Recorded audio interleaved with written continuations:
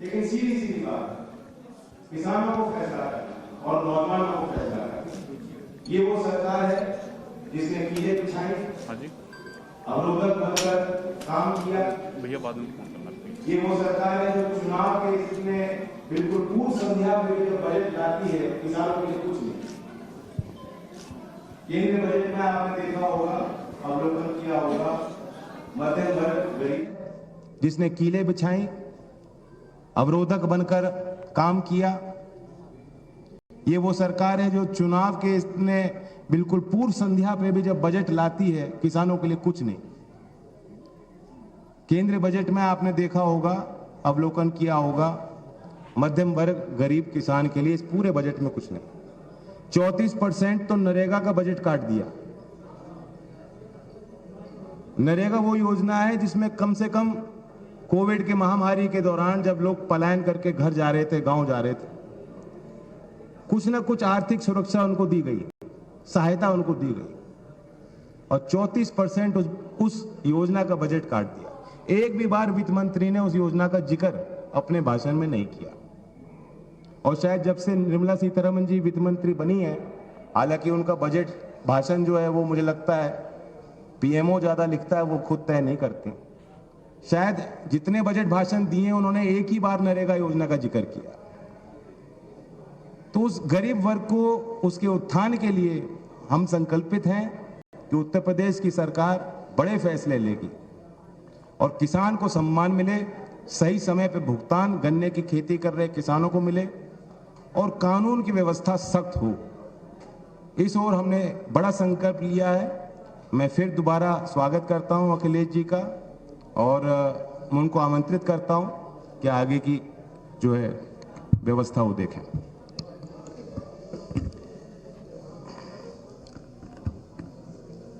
मैं जैन जी का धन्यवाद देता हूं और बहुत सारी बातें उन्होंने रखी, जहां से शुरुआत की कि बुलंदशहर की घटना आज पूरे उत्तर प्रदेश को चिंतित कर रही है और खासकर बेटियां बहन ये सोच रही हैं कि लगातार सरकार ने ये कहा कि कोई भी बेटी अगर 12 बजे भी घूमना चाहेगी तो कहीं उसके साथ कोई घटना नहीं होगी। और सरकार के केवल मुख्यमंत्री नहीं बल्कि दिल्ली से गृह मंत्री से लेकर के जितने भी सरकार के लोग हैं, ये बताने में कहीं चूक नहीं कर रहे हैं कि कानून व्यवस्था आज उत्तर प्रदेश में सबसे आगे है। लेकिन लगातार जो घटनाएं हो रही हैं और आपके जिले में जो घटना हुई है वो हाथरस की घटना को याद दिलाता है। हाथरस की बहन के साथ जो हुआ, उसके परिवार के लोग चाहते थे कि अंतिम संस्कार उनकी मर्जी से हो जाए, लेकिन सरकार ने उसकी परवाह नहीं की। और वहीं बुलंदशहर में इतनी निंदनीय घटना हुई है, जघन्य अपराध हुआ है, अभी भी अपराधी घूम रहे हैं। अभी भी सरकार उस परिवार की मदद के लिए आगे नहीं आई है। दोषी कब पकड़े जाएंगे?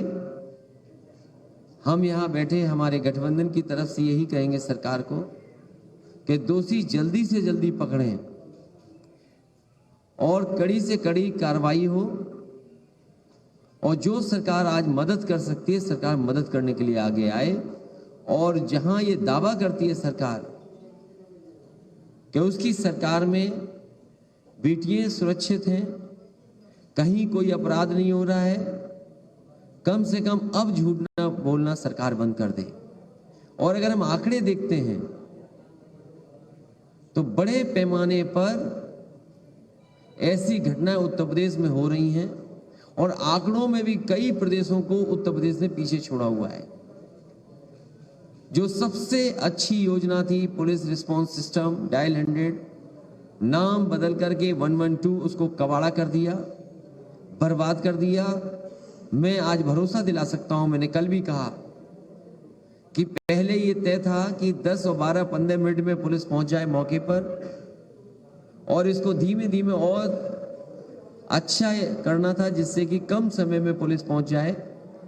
समाजवादी सरकार और आरएलडी के गठबंधन की सरकार, सहयोगी दलों की सरकार बनती है तो भरोसा दिला सकते हैं कि चाहे गाड़ियां बढ़ानी पड़े और बेटियों बहन के लिए जिस तरीके से 1090 पावर वुमेन लाइन बनाई गई थी, अगर स्ट्रक्चरली चेंज करके बेटियों की सुरक्षा के लिए डायल 100 डायल 12 में ही कोई व्यवस्था करनी पड़ेगी तो की जाएगी, और वहीं गाड़ियों की संख्या विशेष बढ़ा करके सुरक्षा का माहौल बनाने का काम ये दोनों गठबंधन के लोग करेंगे। इधर मुख्यमंत्री जी की जो भाषा बदली है, पता नहीं मुख्यमंत्री क्यों भाषा बदल रहे हैं, और मुझे लगता है कि जो हवा चल रही है पहले चरण में, यहां के लोगों ने ऐसी हवा चलाई है कि भारतीय जनता पार्टी और खासकर मुख्यमंत्री जी, उनको समझ में नहीं आ रहा कि क्या कहा जाए। वो हमारे मुख्यमंत्री हैं, वो कोई कंप्रेसर थोड़ी हैं कि हमें ठंडा कर देंगे। हमारे बहुत सारे लोग हैं, जानते होंगे, फ्रिज में ठंडी चीज रखने के लिए कंप्रेसर होता है। कंप्रेसर खराब हो जाए तो क्या मुख्यमंत्री जी हमारे कंप्रेसर हैं? और जो लोग कह रहे हैं, गर्मी की बात कर रहे हैं, हम उन्हें भरोसा दिलाना चाहते हैं कि गठबंधन की सरकार बनेगी तो भर्ती दी जाएगी, भर्ती खोली जाएगी। गर्मी नहीं, भर्ती। नौजवानों को भर्ती के लिए उन्हें देने का काम, उनको नौकरी देने का काम गठबंधन में होगा। और जिस तरीके से सरकार ने नौकरियां छीनी हैं, रोजगार छीने हैं, इस बार हर यूथ अपने बूथ पर भारतीय जनता पार्टी को हराने का काम करेगा। हमारे किसान दुखी हैं कि इस बजट में भी उनके साथ धोखा हो गया। ये बजट तो ऐसा आया है कि गरीब को महसूस ही नहीं हो रहा कि कोई बजट आया है, और सरकार कह रही कि अमृत बजट है। अगर ये अमृत बजट है तो इससे पहले क्या सब जहर वाले बजट थे? अगर ये अमृत बजट है भारतीय जनता पार्टी का, तो पिछले जितने भी बजट थे वो जहर वाले बजट थे क्या?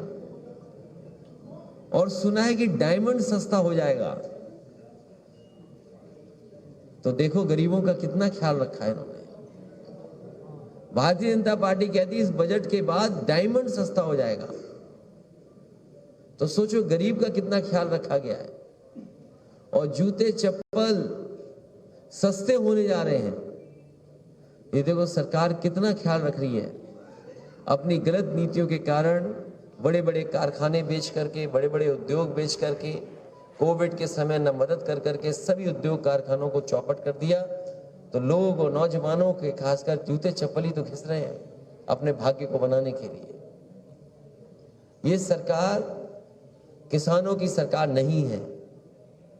जहां आय दोगुनी की बात की, आज कमाई आधी हो गई है, और लगातार सरकार ने महंगाई बढ़ाई है।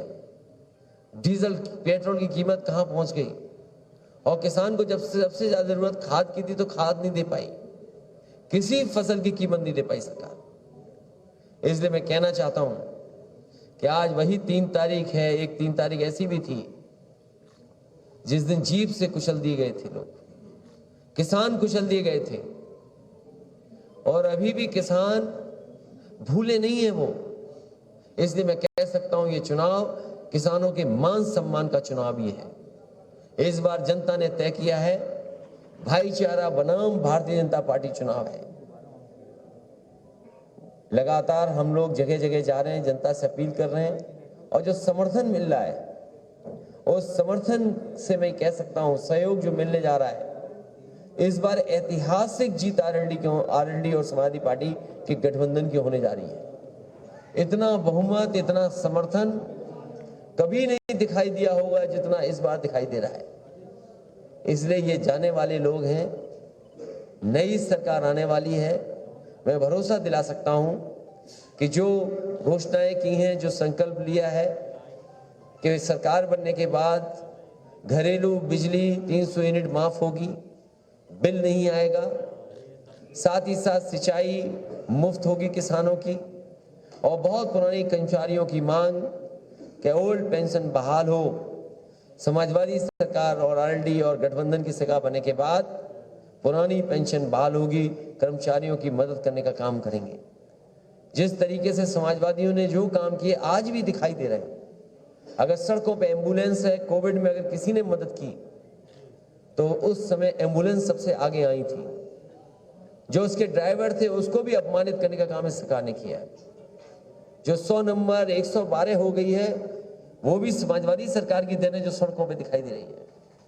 कोविड के समय पर जिन परिवारों में भी लैपटॉप पहुंचा होगा वो आज भी चल रहा होगा, आज भी खराब नहीं हुआ होगा। लेकिन ये सरकार जो दावा करती है कि लैपटॉप देंगे, पता नहीं बुलंदशहर में कितने बाबा योगी जी ने लैपटॉप भिजवाए होंगे, कितने स्मार्टफोन दिए होंगे, जब योगी जी खुद ही स्मार्टफोन नहीं चला पाते, किसी और से ट्वीट लिखवाते हैं, किसी और से पढ़वाते हैं।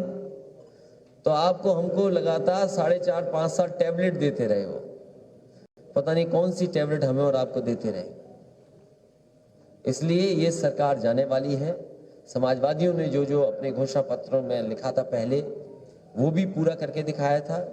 कम से कम समाजवादी पार्टी का ये जनता में भरोसा है कि अगर समाजवादी पार्टी जो बात कहती है वो करके जमीन पर दिखाती है।